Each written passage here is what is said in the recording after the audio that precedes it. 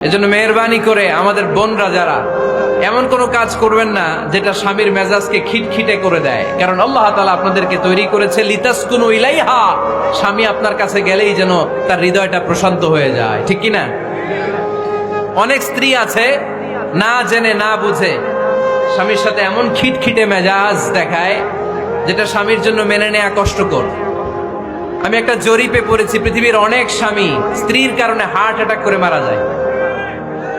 স্ত্রীদেরকে আল্লাহ কি দায়িত্ব দিয়েছে? একটা ফ্যামিলিকে সুন্দর করতে, একটা দাম্পত্য জীবনকে সুন্দর করতে। স্ত্রীর এক নম্বর দায়িত্ব হচ্ছে she should make a comfort to her husband. স্ত্রীর উচিত স্বামীর জন্য ঘরটাকে প্রশান্তির নীর বানিয়ে রাখা। কি বানিয়ে রাখা? প্রশান্তির নীর।